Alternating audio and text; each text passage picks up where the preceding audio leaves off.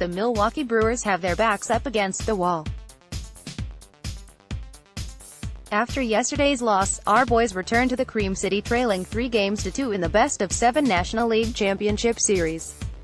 The next time they are defeated by the Los Angeles Dodgers, it will mean that their 2018 season is over. We talk about must-win games throughout the course of the season, but tomorrow's contest is truly a game that the Brewers cannot lose. And should they get through that one, then Saturday's tilt will be played under similar duress. The Dodgers were considered the favorites coming into this series despite Milwaukee's superior regular season record.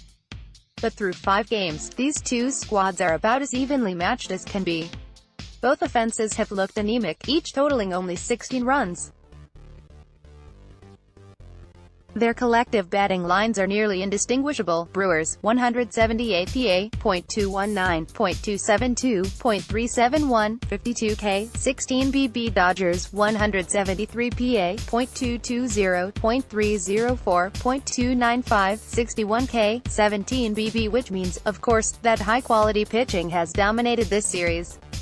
Everyone knows that Milwaukee's collection of outgetters don't carry the same big-name cash as a Clayton Kershaw or Kenley Jansen, but the staff has successfully stood toe-to-toe with Los Angeles.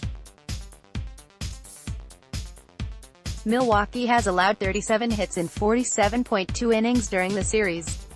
Los Angeles has given up 38 hits in an even 48.0 innings. The Brewers have missed more bats, 61 K versus 52 K, than the Dodgers. Los Angeles has a slight edge in walks, 16 BB versus 17 BB, and both staffs have virtually the same whip, 1.154 for Milwaukee, 1.146 for LA.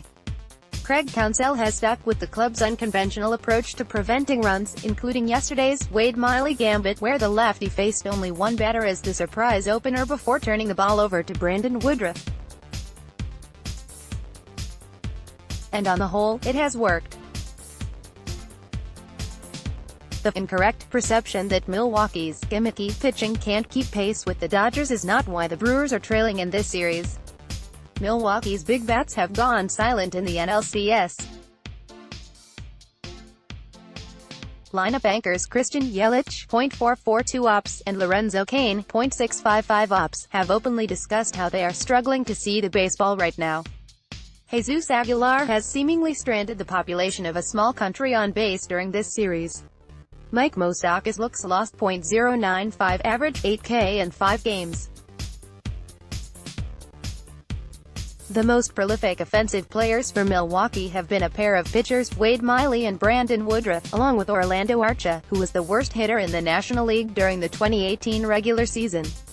Those stories are fun to talk about, sure, but in order for this franchise to move on to their first World Series in 36 years, they are going to need some more help from the main guys who got them here.